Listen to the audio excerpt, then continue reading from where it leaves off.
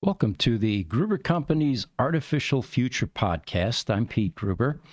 We do these podcasts every Wednesday morning. They started as an informal Sunday morning session between one of our social media guys and myself, Jesse, and it has really morphed into much more recently. We used to be able to collect information about artificial intelligence throughout the week, assemble a talking point list, and then do a podcast. These days, I've been collecting information this week and overnight. There is so much change in the AI landscape that the notion that this is an exponential progression is beginning to really take hold more than ever.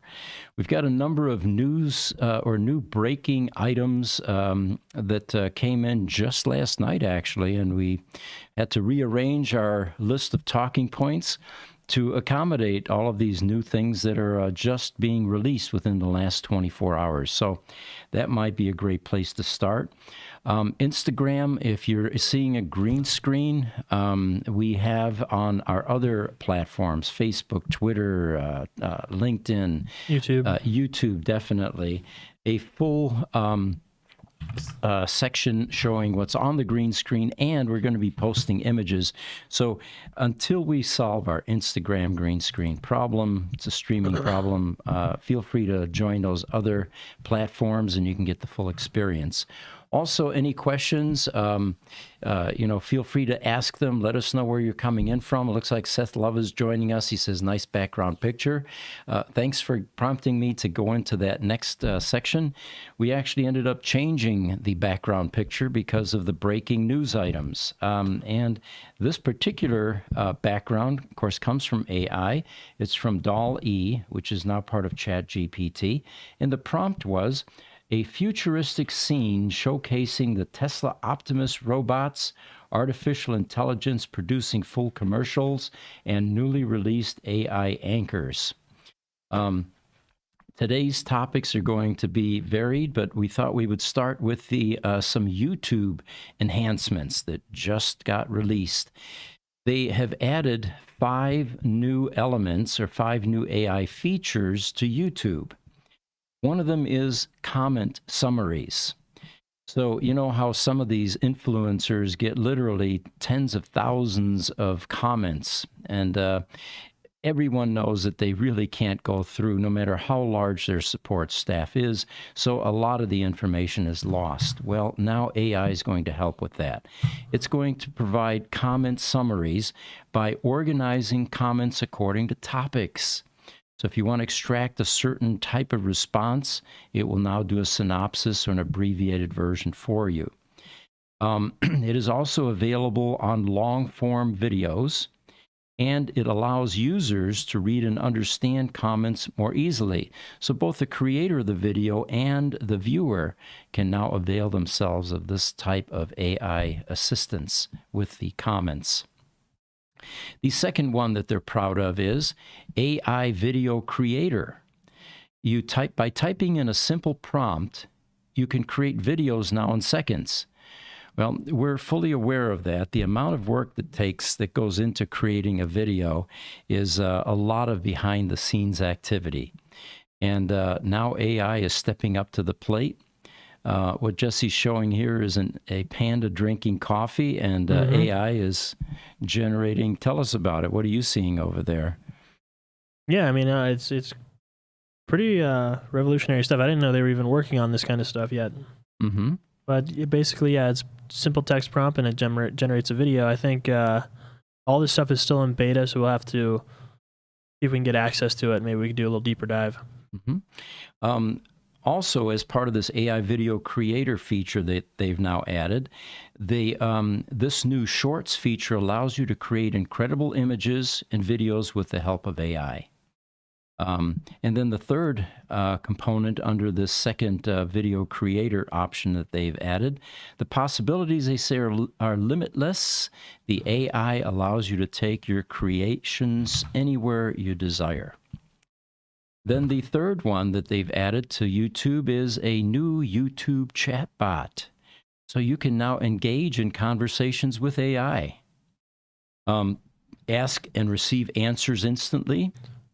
You can have it summarize your videos in seconds, and it's able to recommend similar content. So if you have a particular area of interest, it will search YouTube and recommend something that you're looking for. It looks like Niels is joining us from Denmark. Welcome. He said, what if YouTube made ads voluntary but charged for commenting? Would YouTube earn more or less? That was an interesting notion. Yeah. Because those ads can be annoying. They've actually changed the ads recently too, where you, more often than not, you can't skip them anymore. So, but you can still pay, I think, $12 a month and get the premium, and you'll never see their ads, or you can just sit through the ads. But to have a platform like YouTube be free, I mean, that's what you have to do. Yeah.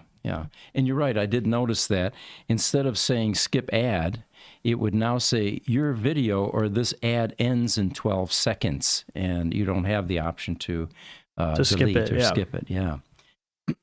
But that actually is good for creators because it leads to more revenue generated, which means they get a bigger share. Well, not a bigger share, but they get a larger payout, because if you're doing the skippable ads and people just keep skipping them, you're not going to get a commission on those. Oh, interesting. That's true. Yeah. So it's helpful for creators. It's going to give YouTube more money. Not that they need more money, but who knows? Well, they don't need more money. I probably agree with that. Yeah. Well, I mean, if they're doing massive AI initiatives like this, and they're building out their own LLMs and their own AI tools, I mean, they do need money to expand, but I would imagine they have money. Yeah, they do a pretty good job of reinvesting too, though. So, all right. So the fourth item here that they have enhanced is YouTube Create. They say that this allows you to create and publish videos effortlessly with YouTube Create, using filters, effects, transitions, and a vast library of royalty-free music for captivating shorts or longer videos. And if you see that on the video that's playing, once it restarts here in a second, this is basically a full AI editing assistant, and it's up at the top. I think it should restart here in just a second. Right there, it says free of charge. So these are all going to be free tools that are built in that allow you essentially to, you have music and audio, sound and scoring and transitions and all these effects done on a professional level completely for free. And what is it we use for music right now? We pay a subscription to Envato to get royalty music, but that royalty-free music, we still have to download it, put it into the video manually, adjust the audio levels to get it to work with the your audio, right? So there's a lot of back-end work that has to go into it to make it sound the way that it sounds. This is going to do all of that for you. It's not only going to find the music, but it's going to input it, do all of the audio leveling, and export it all with just the click of a button. And if I recall correctly, it's not 100% foolproof, and that once in a while we get copyright strikes, even though we followed the process. Well, when you're using Envato or you're using royalty-free, we get copyright strikes almost every time, but we have to upload a license. So Envato gives us a license for each song. Once we upload that, the copyright hold is removed. Okay. All right. Yeah. And then, of course, you have the image resource banks like Getty Images, and you end up paying for those. I mean, nowadays it's free, basically, with a subscription to DALL-E, ChatGPT-4, Midjourney, and we'll talk about that later a bit too. How the need for graphic artists seems to have evaporated. And I'll give some examples of the type of work that AI can do, and do it infinitely quicker. Yeah. We usually outsource that sort of thing, and of course now you have multiple meetings over days and weeks, and then reviews and all of that. It speeds everything up. All right, so another new item that came out within the last 24 hours actually is, this is a AI, they call it the first ever AI TV commercial featured in Japan, and it looks very realistic. So I think we're going to pop that video up. And the comment here was from someone that posted, things are really getting weird. And while we're getting that video up, Niels is saying, well, yeah, but Adblocker Ultimate plus Firefox still keeps up. On the web, the clients usually win. To skip ads, just add T equals 1S to the URL, or let the mouse hover over the video icon for a bit. I did not know that.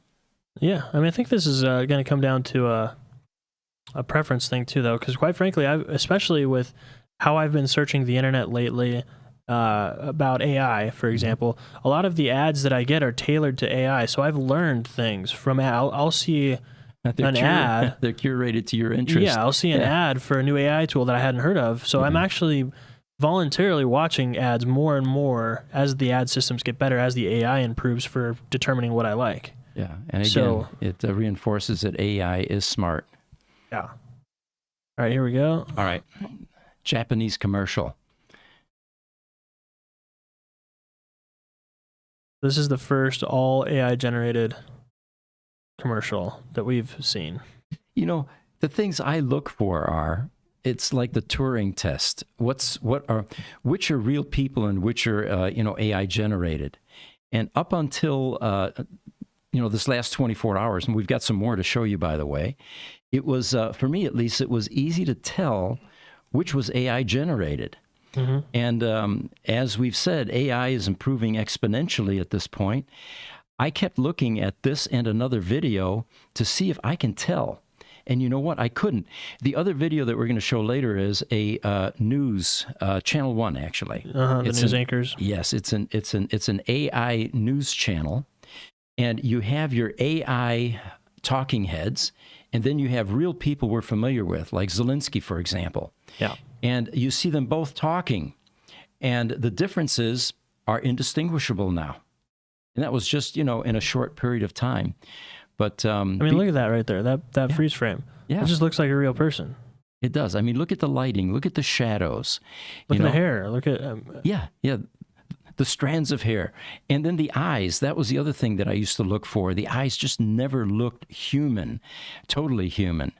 But AI has improved tremendously. I don't even know what this is. It's in Japanese. It's probably a drink of some kind. Some kind of juice go. drink. Amazing. All right.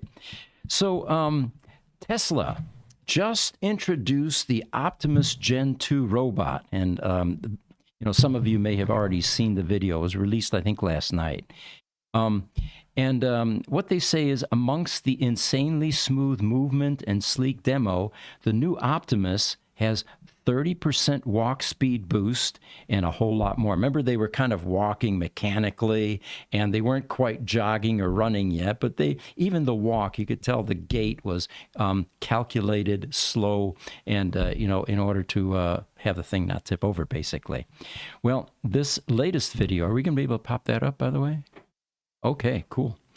And I'll read you some of the highlights of this particular article.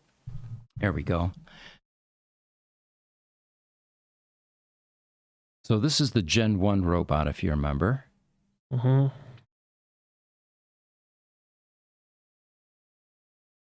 And if you notice that Gen 1 said March of this year, now we're in Gen 2. Yeah, Gen 2. 2 months. And take note of the hand movement. That's, I think, the most profound change that has occurred. And later on, you'll see where it picks up something, and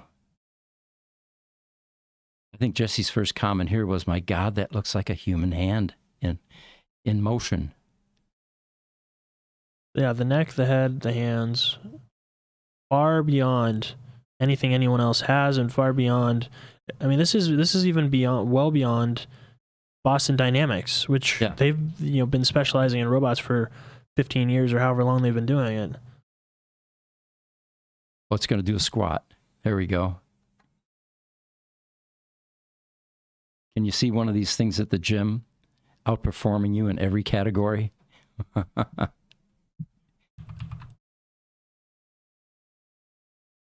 the gym?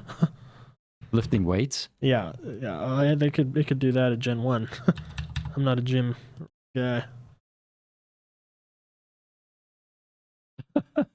Do all your work for you, right? So there we have it. This is Tesla's improvements to Optimus. Now here's what the article goes on with, and what's new. So they introduced the Optimus Gen 2. It's a more advanced version of their humanoid robot, now with Tesla's designed actuators and sensors. It's faster and lighter. This new model is 30% faster and 10 kilograms lighter. And it even does squats, as you noticed. Hand upgrade. The hands are now strong enough to lift significant weights, yet delicate enough for precious tasks. I'm going to play it again while you're talking.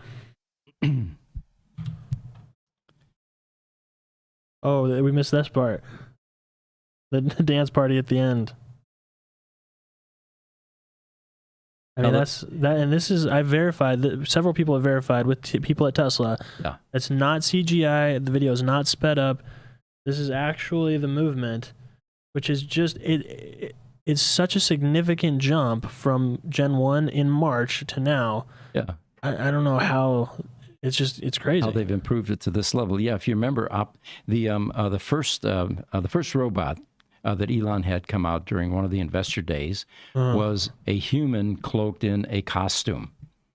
And, then the second one, they had to prop it up because it would fall over. Yep. And, now we're getting to this level. And that was just in the span of, a year and a half or so? A couple of years, yeah, that's it. Yeah. So can you imagine how this is going to continue to improve? Well, anyway, the article continues here. The background check. The initial skepticism, as they say, was the Tesla bot was seen as a half-baked idea with the dancer in the robot costume during that Investor Day presentation. In the early days, the prototypes could barely walk and wave, not a showstopper. Gaining credibility over time, Tesla showed off prototypes doing useful tasks. And then let's go into the tech talk. AI and robotics fusion.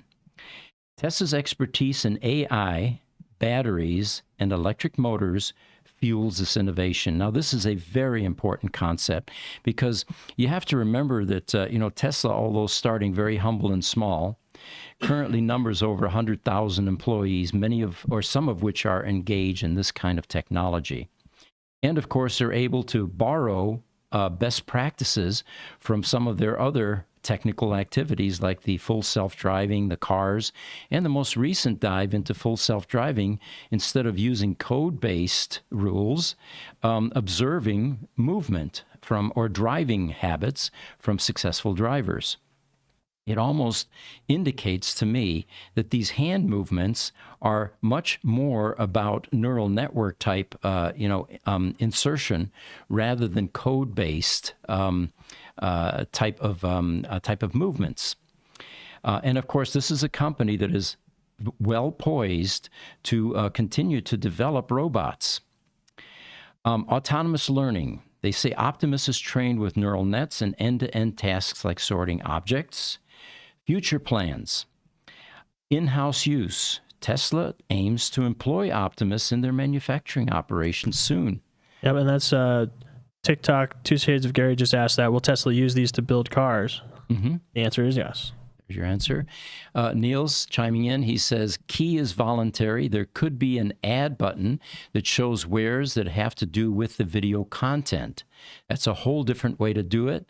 I know how to do it too, and Wikipedia is interested. There you go. Nice. Ramon Hurt.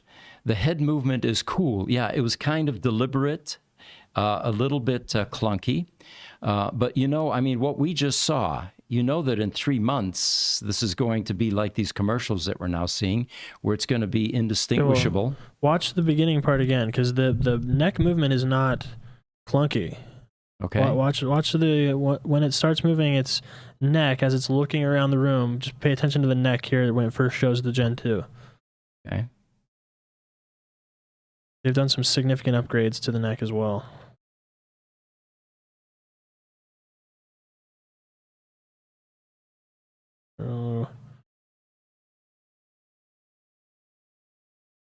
See that?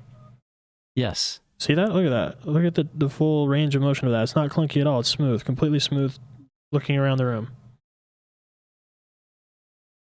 And then it's looking at its hands. There we go.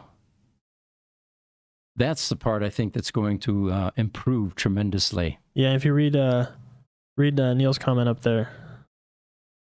Oh, yeah. Okay, Ramon Hurt says the head movement is cool. It is. And then Neil says the walking looks like somebody with a really bad back. Right, like an old man. Exactly. That was my take on it. To walk upright, hips must be flexible in every direction. Good point. And then TikTok, 2 Shades of Gray says, will Tesla use these? Yeah, they've already admitted that. Mm-hmm. All right, the sales visions. Once proven useful, they say, Tesla plans to sell the robot. Elon Musk predicts a demand for billions of units. This was with a B, mind you, not millions. Billions of units. Mm-hmm. I guess if you combined one of these robots with every human, you're in the billions. Yeah, I think if they're trying to replace all like labor workers, for example, in factories, one robot's going to be equal to 10 people easily, in my opinion. Mm-hmm. Now, for those of you that are investors, all right, Tesla investors, here's Elon's big bet. Musk believes that Optimus will be the key contributor to Tesla's long-term value, expecting it to dominate the market. Now, he's fundamentally saying all these other guys like Boston Acoustics. Dynamics. Yeah. Oh, Boston Acoustics. I went back to my audio days just now. I've got a great set of speakers that were made by Boston Acoustics. Great things come out of Boston, I guess. But yeah, Boston Dynamics and many others that we've talked about on these podcasts. Will they be able to keep up with Tesla, I guess, is the fundamental question. There's some heavy funding that's necessary to continue development of products like this. Yeah. Well, we talked about Amazon recently. They're already employing their type of robots in their factories. Right. Later on. Yeah, we'll talk about the efficiencies of using a humanoid robot. Right now, in order for us to warm up with these things and have them coexist with us in the spaces that we live in, it's important to have some similar traits and characteristics. But why 2 arms? Why not 4? Why not 1? Why not a combination of arms? Heavy lifting, vacuum lifting, a variety of different things. It would probably spook the humans too badly, so... We'll have humanoid-looking robots for a while until we can warm up to this technology. All right, so here's the humor and sarcasm portion of this particular segment. From dance floor to factory floor, Optimus went from a dancing spectacle to potentially replacing your office intern.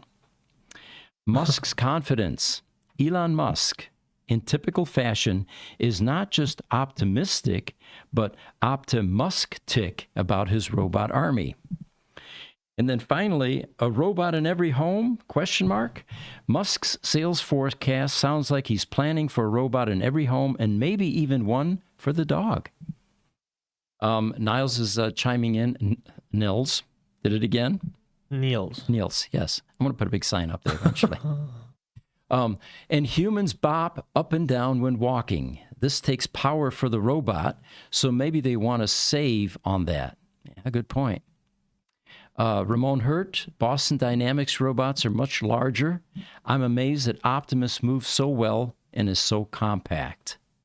That's the thing that really just doesn't make sense unless they somehow just got really good talent and put a lot of money into it. But Boston Dynamics is one of the premier robotics labs in the world, funded very well. They have people coming direct from MIT, Caltech into that place. And around much longer than, Tesla's attempts at much longer, robots. Yeah. Amazing how quickly they were able to catch up, though. All right, so here's a news item. This has to do with the protection of artistic works. Artists who want to share their artwork often face a tough choice. Keep it offline or post it on social media and risk having it used to train data-hungry AI image generators. But a new tool may soon be able to help artists deter AI companies from using their artwork without permission. It's called Nightshade, and it was developed by a team of researchers at the University of Chicago.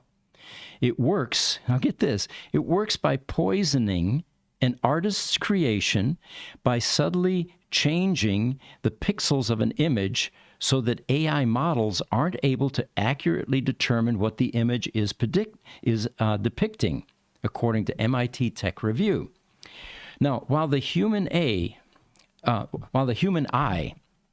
is not able to detect these small changes, They aim to cause a machine learning model to mislabel the picture as something other than what it is. And since these AI models rely on accurate data, this poisoning process would essentially render the image useless for the purposes of training. And if enough of these poisoned images, they say, are scraped from the web and used to train an AI image generator, the AI model itself may no longer be able to produce accurate images. There's a downside to this as well. For example, they said, researchers fed Stable Diffusion, which is an AI generator or an AI image generator. They created themselves 50 poisoned images of dogs and then asked this Stable Diffusion to generate new pictures of dogs. The generated images now featured animals with too many limbs or cartoonish faces that only somewhat resembled a dog. So it looks like the artists may have a tool to restrict AI plagiarizing their work.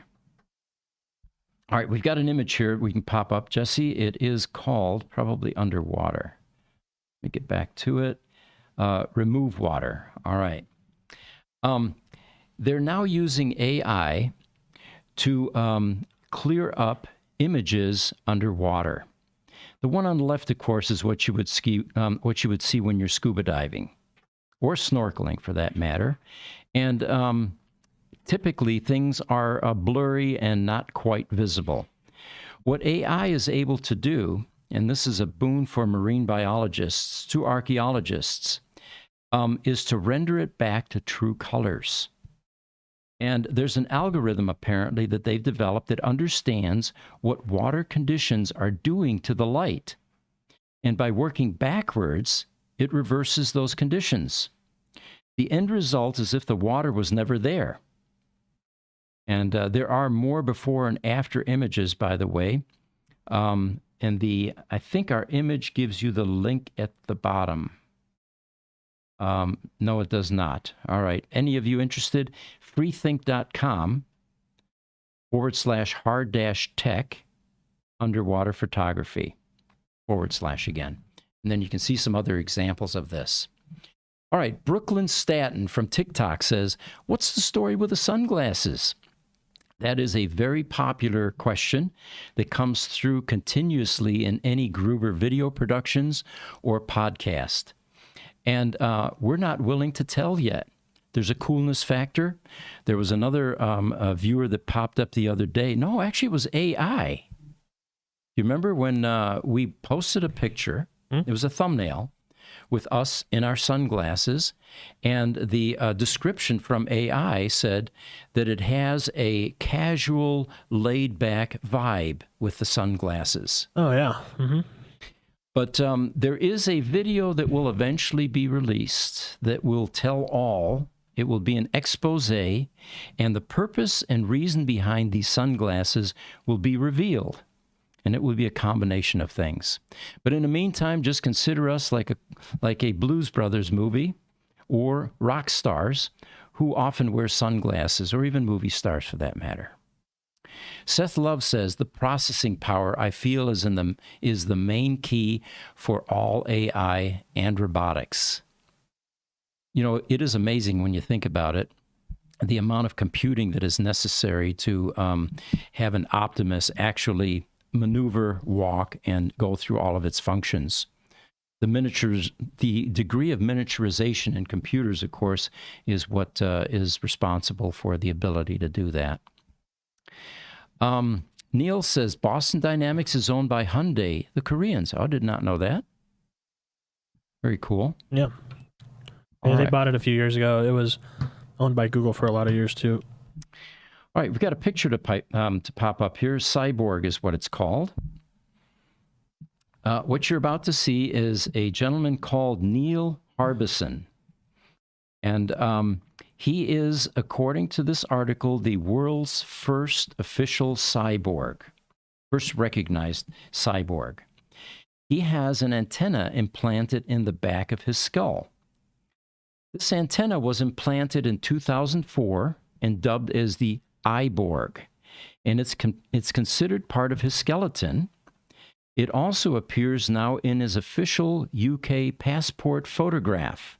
Initially, the authorities refused to allow the photo, but eventually accepted it after conceding that Neil was officially part human and part technology. Now, Neil was born with a rare form of color blindness, rendering him unable to perceive any colors other than black and white. His eyeborg is a flexible antenna with a fiber optic sensor at the tip, which allows him to not see colors, but to hear color via bone conduction. In other words, there's some vibration that takes place in his head when different colors come through this sensor on the tip of this cyborg part.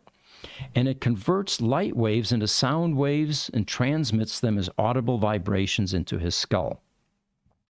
Now get this, it is also Wi-Fi and Bluetooth enabled, which allows Neil to receive images, videos, music, or even phone calls directly into his head from the external device, such as mobile phones or satellites. Now, we talk continuously about augmentation, implants, becoming more cyborg-like with exoskeletons. And so anyway, Neil is one of the first ones. In addition to detecting now the entire visible color spectrum, his eyeborg picks up light waves and ultra-high low frequencies, meaning that he can also see or sense ultraviolet light and infrared light. We've talked about this endlessly. Yeah. Vision is fairly narrow. There are life forms on this planet that can see beyond the human visible spectrum. Insects, for example, that can see infrared. Ultraviolet. So Neil is already able to do that with an augmentation. The color red, he says, creates low notes, while purple and other upper end spectrum colors create high notes. Now, Neil says infrared is his favorite color. He describes the sound as serene. By contrast, he says the high-pitched and very irritating ultraviolet is his least favorite color. Now, Neil's eyeborg is always on, and he's unable to turn it off, meaning that he's constantly receiving audible vibrations in his head. Well, you might say, could that be intrusive, annoying? Well, he says, remember, just like smell, we're always smelling, we're always hearing, and we're always tasting. So it's not really that much different from the other senses that we have in the human body. Now, the only way to stop it, he says, is to cover the sensor, which Neil likens to blocking your nose or closing your eyes. He emphasizes that his sixth sense is distinctly different to his sense of hearing. It does not interfere with hearing ability when he's, for example, having a conversation or watching TV. So this bone transfer of vibration apparently does not have anything to do with his ears, or at least interfere with it. He says it's different, this sensory input that he's getting from the eyeborg, because the sound comes from outside, whereas colors come from inside. It's different, and it doesn't clash. Now, he said that he truly began feeling like a cyborg when he started hearing colors in his dreams around 3 months after getting the implant. In his dreams? In his dreams. So there's a philosophical question there. How is the dream state communicating with his eyeborg? Yeah, we don't... That's something we don't even really understand yet, dreams. Yeah. Not on a complete level yet. He says, as an artist, he began producing artworks from the colors that he saw in popular music pieces, as well as making audible sound portraits of people's faces, including several celebrities. He says each face has its own peculiarity. Some faces are rhythmic because of the frequencies of the color is very close to each other, and this creates a rhythm. And other sources are harmonic. King Charles, he says, sounds like a major chord. It sounds harmonious. Marina Abramovich sounds rhythmic. Her frequencies are very close to each other.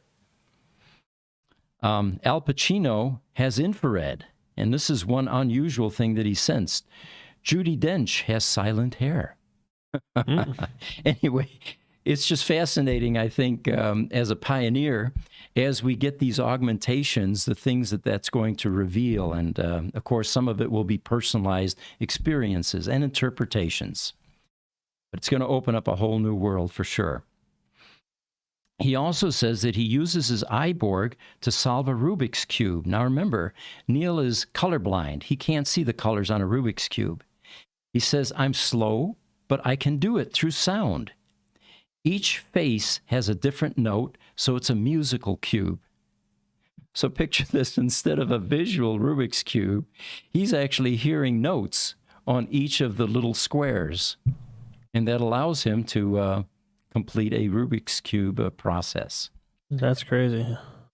All right. So another interesting thing here.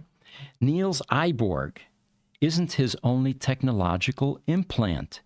He also has a Bluetooth-enabled tooth implant. I didn't know they were making those yet, which is paired with an identical one in the mouth of a fellow cyborg artist, Moon Rebus, friend of his, apparently. He says when pressure is applied, the implant emits a signal which causes the other implant to vibrate, which allows Neil and Moon to communicate using Morse code. Wow. Neil also has an implant in his knee which senses north. It's like a compass. When he faces north, he feels subtle pressure on the knee. Right, so there's room for a whole bunch of discussion there. What other implants could we utilize, put in our bodies, and how could we use them? So Ramon says, so this guy's got his implanted because he's colorblind. That is correct, yes. That's what started this whole process for him. And those of you interested, there's a whole fringe movement of implants. The medical society does not yet tolerate too much of this type of activity. So a lot of these implants are being done in garages and oftentimes performed by registered nurses or maybe even not. One of the most popular places, by the way, to do an implant, and I just watched a video on this recently, is this portion between your forefinger and your thumb, the soft, fleshy portion here. They're actually able to, through a large needle, implant certain types of implants there. One person on YouTube, by the way, and this one's worth watching, I suppose, can open his car with his hand, proximity even. And people do with their credit card, too. That's the other one. Yes, credit card. Wow, interesting stuff. Okay, so this is Neil, and let me give you the last name again for those of you interested in getting more information about this. Okay, here we go. Neil Harbisson with 2 S's, Harbisson. And he apparently has been officially documented as the world's first cyborg. And let me see if there's a bit more information about that. There is a Cyborg Foundation and Transspecies Society. He is recognized as the world's first cyborg and also co-founded the Cyborg Foundation in 2010, which he describes as a platform to help people become cyborgs. He said that we put people in contact so they can start teams to create new organs, and we also defend cyborgs as a cultural group. Now, there's a whole nother cultural group that needs some protection, it sounds like. We also defend cyborg rights, which is the right, for example, to be free to decide which organs or sensors you want to implant. So it's morphological freedom, defending the right that these implants should be considered organs and not devices. A lot of hurdles, he says, around this. Cyborg surgeries, oftentimes in various countries, must be approved by a bioethical committee before they can be performed. And the bioethical committees don't approve them because they're deemed unnecessary. So we've got regulatory agencies weighing in as to what you can and can't do. So he does add, though, it's hard to find bioethical committees that will accept surgery. So most of these surgeries have been done by anonymous doctors. Ramon Hurt says, "Stop oppressing the cyborgs." That's great. You know, I can just see, rallies and marching down Main Street and cyborgs with various mechanical devices implanted or even visible. I have a question for you, Pete, because you had mentioned before they're doing these in garages, right? Yeah. What do you, especially with the Tesla bot, if that improves to the point where it can do surgery, for example? I know that there are actual surgical robots right now. They're not anything like the Tesla bot, obviously, but there are robots that are used in a surgical setting for certain procedures. Soon, or let's go even further to where if you want to do it in a garage, what happens when augmented reality gets to the point where you put on your glasses and it instructs you through augmented reality step by step how to install whatever augmentation you want to install? So you'll have this person that's essentially a garage surgeon installing these things in people, but he's doing it with augmented reality and having great success. I think that could be a real future on the way. Well, totally. The other thing to consider here, we're still humanizing, robots and cyborgs. Of course, cyborg would have to be human, but robots definitely not. So think about the limitations that a surgeon has. These digits that we have are fairly large for certain surgical procedures, right? Yeah. So the augmentation is you have a large, wand or a scalpel or something else. You could even sharpen, I suppose, on a robot and have a scalpel built in. Sure. So the whole notion of trying to adapt humans to be more effective for surgery is short-lived, in my opinion. Eventually, we'll have nanobots that will course through your circulatory systems, whether it's your cardio system or whatever, and pinpoint the origin of the disease, and then through micro devices, either excise, identify, do images, or come up with a solution. In other words, I think that the human involvement in surgery is short-lived. I think that robots will be doing that eventually, and far more accurately, far more, efficiently and safely for the human host who is getting the surgery.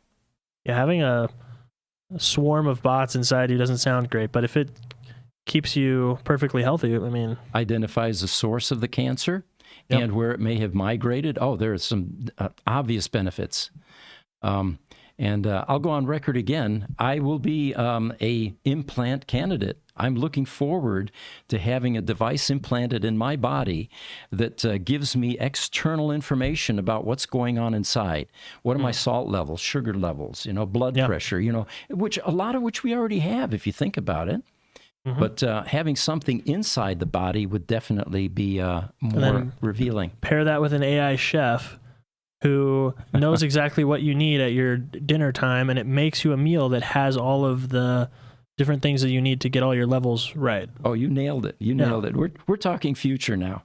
And this is, again, the bright future. This isn't that far off, though. I really don't think it's that far off. No, with AI improving exponentially, yeah, you're right. I think it's our lifetime. Yeah. And of course, when you say lifetime, maybe that is an incorrect notion as well, because we may reach immortality within our lifetime. It's kind of an oxymoron, isn't it? All right, Ramon Hurt. So, we covered that already. Neil says, dreams are likely just compressed backup from RAM, short-term memory, to disk, long-term, that we experience when waking up. A garbage stream, but with uncompressed bits and pieces. I agree. Ramon Hurt, the future seems bleak, B-L-E-E-K. And that's exactly what happened, Ramon says, in the game Cyberpunk 2077. Somebody asked me this morning, actually, did I see a particular movie? I'm not much of a movie watcher, goer. I don't watch TV much, so my pop culture, knowledge is pretty poor. But that's a movie I have not seen. Well, this one's a video game, I think. Oh, it is a video game? Yeah, it says a game. There's another one that I'm completely unaware of. Although my kids, different story. They eat, live, and breathe video games, much to my displeasure at times. All right.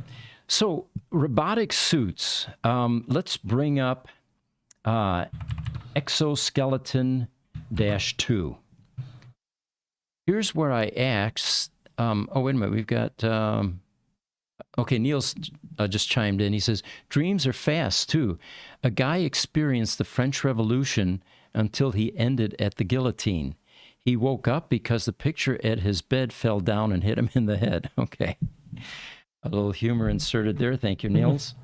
You want Exo-Skeleton, you said? Yeah, let's go Exo-Skeleton 1, by the way. Let's start with that then, and then we'll go to 2. Oh, hold on. So, this is something that a German company apparently has been working on.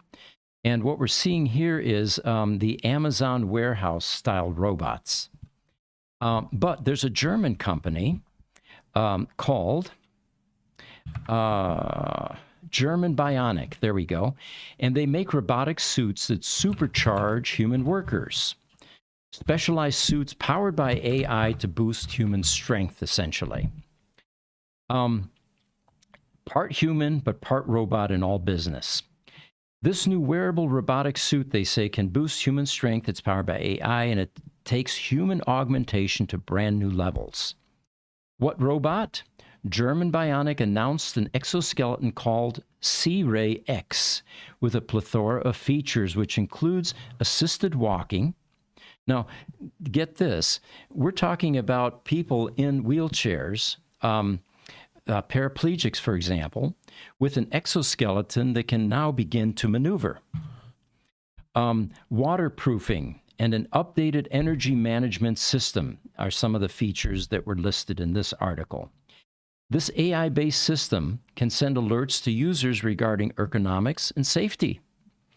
Not only does the exoskeleton give users a power boost, but it has a brain too, called a Smart Safety Companion.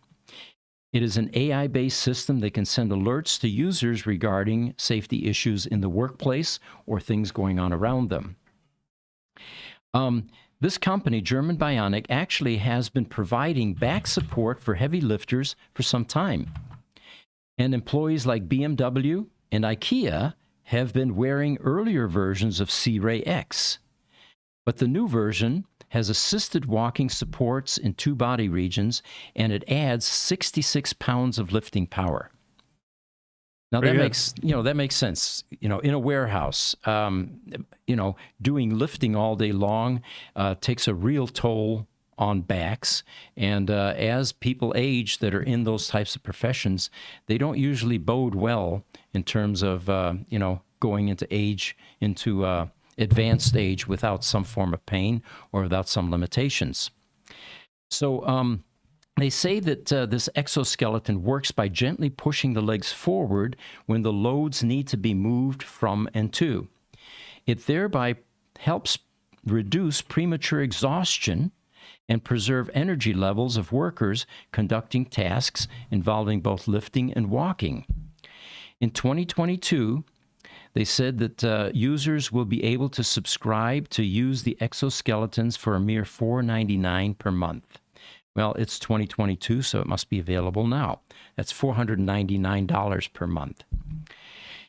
Then, under the heading Robots Everywhere, German Bionic isn't the only one making wearable robotic suits. There's Virginia Tech's Assistive Robotic Lab, which designs interfaces between humans and mechanical electrical systems. Lowe's Innovation Labs is another one that has people donning robotic suits in their test labs. And some of these robotic suits are restoring mobility for people who are disabled. By helping people with challenging tasks, the article goes on, wearable robotic suits will make it difficult to distinguish between human and a mechanical workforce. So let's bring up the other image, Exoskeleton-2. And here's where I asked AI to render an image of a human with an exoskeleton. And this one looks a little bit more Hollywood than the previous ones that we saw. But this is how AI envisions our bodies eventually having physical strength augmentation. So in Amazon's warehouses, The humanoid robots are doing some lifting, and there's an image there, guys. If you can bring up humanoid robotics or humanoid robots.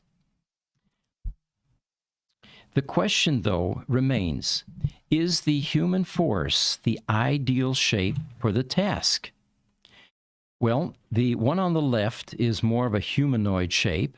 The one on the right is a far more efficient way to handle box movement like this. And this particular one on the right is Amazon's agility robotics humanoid robot called Digit, and it's in beta testing right now. It has to, of course, function and adapt to existing warehouse floor plans. So again, it is environment based around humans. Where we deviate here is in something we talked about in earlier AI podcasts. Robots don't have to be human looking or sized. Take a fruit-picking robot, for example, in a field. That robot needs to be about 30 feet tall so that you don't need ladders, scissor lifts, aerial lifts to get to the top sections of the trees to pick the ripe fruit. A 30-foot robot. I'll show you another one, too. Sure. I forgot to show you this this morning. They're using it to clean houses now. Now the thing I saw on Twitter says they're putting window cleaners out of business. Oh, yeah, there you go. You need height to do window cleaning. Mm-hmm. We've got a 2-story building here, and if I can find it. Some of the tools they use are inefficient as can be. You know, a 20-foot wiping rag on the end of a pole. Well, you have some, logistics issues there trying to control that. And then a squeegee 20, 30 feet away. And then, of course, you get into high rises and you've got a completely different problem. So it looks like Jesse's going to bring up an image for us here. But in the meantime, the humanoid workforce, by the way, and this is the psychological element, which I'm also interested in. How are humans integrating with these humanoid robots? Well, according to Amazon, the human workers are getting to know their robot co-workers as the company begins testing agility robotics Digit in its U.S. warehouses. Now, my question is, do they go outside with the workers on smoke breaks? And if so, what do they do? Do they smoke or do they just hang out and communicate? What about lunch breaks? Well, robots don't need to eat, but there's a social element that goes along with that. In order for them to integrate and be accepted, some of this type of activity might be important. Or the humans may remain standoffish to these threatening humanoid robots that are stronger than them, may take their job at some point. So you know where I'm going with this is we need to keep them humanoid looking and integrate with the human workers. And I'd certainly love you guys to chime in here and, get some inputs as to how you think integration might be more effective with these humanoid robots. So Digit, this 2-legged robot with a suction cup that can walk, lift boxes, and won't come with many of the costs associated with human employees, given that it only costs $10 to $12 an hour to operate. Well, now we're below minimum wage in the state of Arizona. Pretty attractive for employers, maybe. And according to Agility Robotics CEO Damian Shelton, he asks, is Amazon making a mistake by investing in humanoid robots for warehouse tasks? Boston Dynamics, on the other hand, their CTO, Aaron Saunders, told TechCrunch in an interview that while humanoid robots may have great potential in closing the technology gap and will be crucial in the field of general-purpose robotics, the human shape is not always ideal or the ideal form for specific jobs, including moving boxes. I mean, you've seen these humanoid Amazon robots, right, carrying boxes. It's kind of a jerky motion. The legs look like they're bent backwards. It's a thing out of a scary science fiction movie. In fact, there was a movie years ago where the robots did walk with crooked legs like this, and it was pretty scary for my kids at the time. Yeah, I have the video. All right, here we go. We got a video popping up. Oh, it's a drone. Okay. Of course, that makes much more sense with a high rise rather than a 400-foot robot. Yeah, but imagine a swarm of these just going through cities, just cleaning all of everything. Yeah, yeah. Instead of that. Yeah, completely unsafe. Amazing. You know, another application for this would be cleaning solar panels.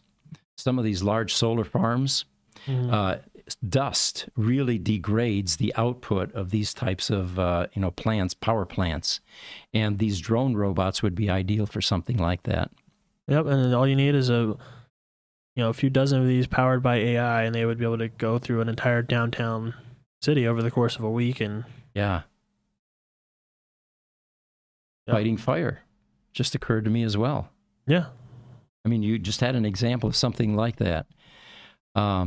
Yeah, it looks like technology is on an exponential improvement path. I think this video is actually a year or two old too, so they're much more sophisticated versions, I'm sure, on the way. So Instagram, a company _NTL says, hello, thanks for joining us. Ramon Hurt says, is that guy wearing the exoskeleton a union worker? Well, now there's a whole new concept. What will happen to labor unions? Will labor unions eventually be represented by robots and have their own unions? Well, see, that's the problem here. For collective bargaining, yeah. Because that's what the writers' strike, they just fought to keep AI out of Hollywood, right? Right. So imagine labor unions fighting to keep robots out of the labor. So all this stuff is going to slow progress, in my opinion. It'll be a noble fight. I'm sure it will occur. And yeah, but it's going to be exciting to watch it all evolve, and while we can sit back and observe it all. Ramon Hurt says a robot would definitely be much cheaper in the long run, without a doubt. Remember, not only is it cheaper, it is also able to work 24/7. There may be a bit of downtime for preventive maintenance, oiling the joints, for example. And it would go to a robot shop, which the robots would eventually even handle that. Well, they just dispatch another one to replace it. There would be no downtime. That's true, yeah. Lots of extra robots. Neil says, think robot adoption will be much slower than many think. At centralized places first, but maybe never at small places that require improvisation all the time in changing environments. You always got to count on Neil's. Yeah.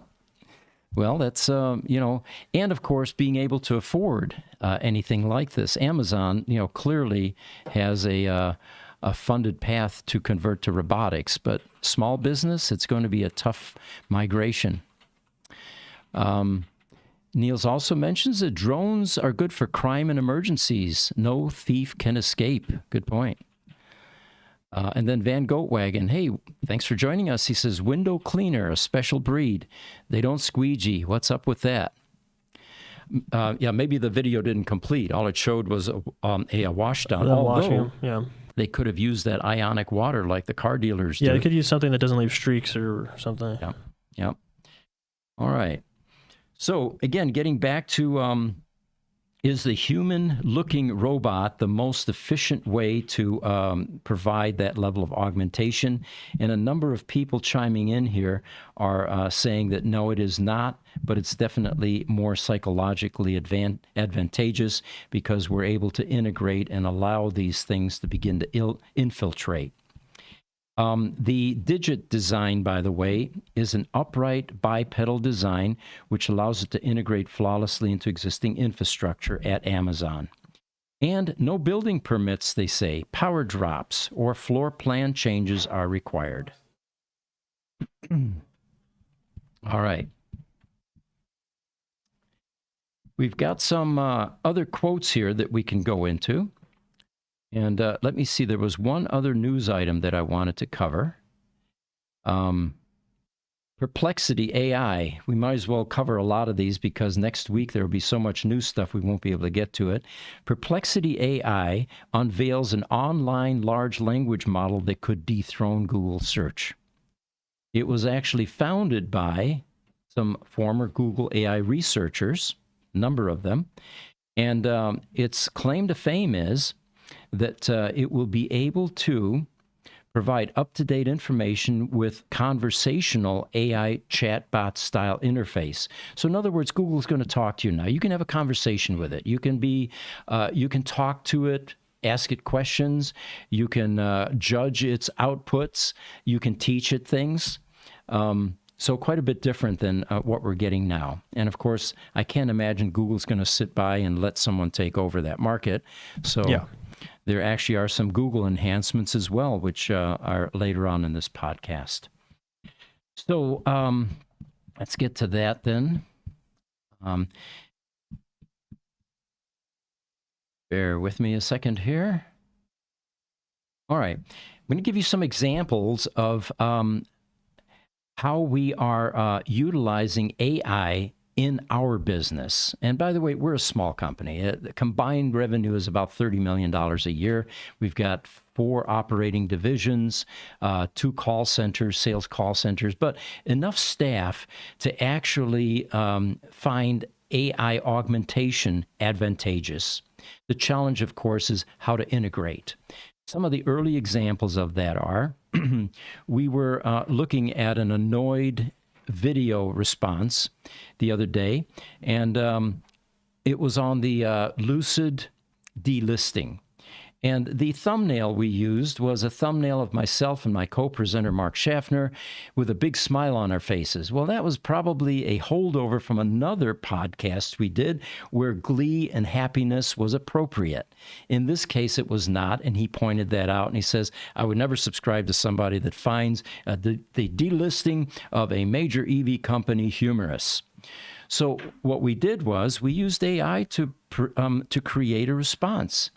And, you know, we're pretty good at doing this ourselves, mind you, but we're always tickled and intrigued by what AI can generate. And typically, it's a humbling experience. We have to put our ego aside and then admit it did a better job. And it did in this case, and we used it. Use of AI in our call center. One of the account managers has a customer that creates bid opportunities all the time where they list a bunch of equipment that they need, some part numbers thrown in, and descriptions. What this account manager is using ChatGPT for is feeding that information, that jumbled information, into ChatGPT, extracting the salient points, and then organizing it by part number, description, and anticipated price or whatever else is important. Again, it shortens the process tremendously and speeds things up and makes our sales team more effective and more efficient. Video script writing and research. AI's huge data set reduces our research time exponentially. In fact, one of the items in this podcast this morning was an article about the Optimus 2 second-generation robot with enormous amounts of information. We fed that into ChatGPT, said extract the salient talking points, put that in bullet-type format, and add a little humor to a section. And that's exactly what we ended up with. Again, I could have sat there and spent half the morning generating that, but instead, 20 seconds later, ChatGPT gave me something that was as good, and I will admit, even better than what I would have generated. Graphic artists, no longer required. We typically outsource, logo creation, image creation. These days, we go to DALL-E, ChatGPT-4, or Midjourney, and there are many others, by the way. And with the correct prompt, and that's where the skill is now, you have to become what's called a prompt engineer. You have to understand how AI is going to use the string of words that you're giving it to create the closest thing to what you're looking for. And there's a definite skill there. I'm still learning. And so it will create well-based, constructed type images just from the correct prompt. And again, within seconds. The other thing, too, remember what I had mentioned to you earlier this morning, which is that you just need to, if you hit a wall trying to come up with a prompt, you can ask it to give you a prompt.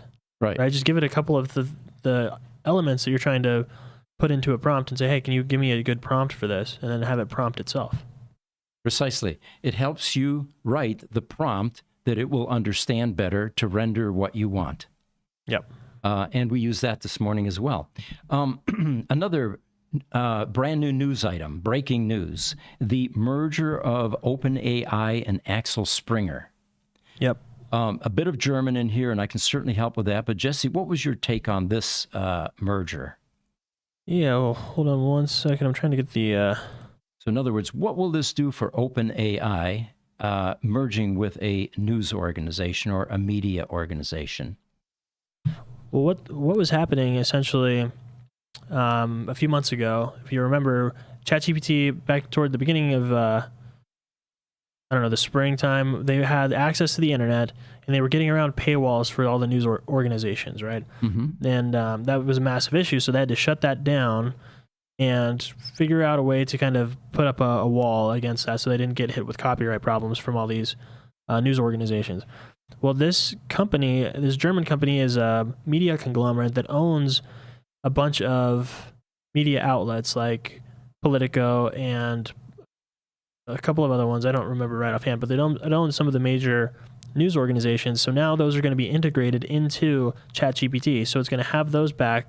And I would imagine this is only going to be the first of several of these big deals with news organizations to where soon ChatGPT will have full access again to up-to-the-date news information like it had, back before they put the wall up. Right. Yeah. And then, of course, in the earlier discussion, if you were here earlier, AI has the ability now to create commercials, to create a news channel, Channel 1, and with this kind of, in combination with these kinds of sources, this is going to revolutionize news. Nulverse53 is joining us. Thank you. He says, I'd love AI workers to take over fast food restaurants. I'm tired of being treated by grumpy workers. And this is usually where I go into my weekly Starbucks experience, where I point out that 50% of the time they get my order wrong. And I'm looking forward to machines taking my order and processing and making my coffee. And of course, the fact that I go at 6:30 Sunday morning is probably part of the problem, because nobody wants to be up that early or is going to have their full mental faculties trying to do a job like remembering 4 different things. And merge your in-house documentation with Tessa Roadster pages are working on it. Yes, Niels, we have. Very perceptive. The instant it came out, actually, we had just a few days previously found out that OpenAI was releasing personalized chatbots. And we immediately took advantage of that, fed all of the open source information into that. And what we're now doing, which is a bit more time consuming, is merging all of that information that Tesla generated or released with our knowledge base, which will now augment and expand that. And our technicians, by the way, are already using it. And eventually, the techs will be able to use their cell phone, because remember, ChatGPT-4 now is able to go vocal and accept vocal commands, just like Siri and Alexa. Mm-hmm. Neil says, Great Springer is the world's biggest blocker of free access to tax-funded research papers. Yeah, I mean, that's not going to be you still have to pay for ChatGPT, obviously, but the 180 million users of ChatGPT are going to have full access to their catalog. Mm-hmm. Good point. All right. The rest of what I have here is quotes. And we can do those anytime. What did Elon say? What did Hawking say? But anyway, it looks like we're running out of time. We've run an hour. We really appreciate all of you joining us.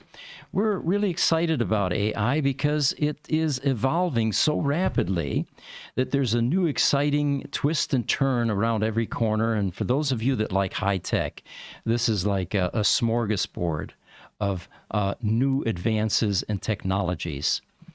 So again, these podcasts are aired Wednesday mornings, 10 a.m. We appreciate everyone that joins us and participates. And we will be posting this on our YouTube channel under Gruber Motors. So for any of you that may have missed a portion or would like to review, please feel free to do so on our YouTube channel. Oh, and as always, and subscribe and hit the like button. Thank you for joining us.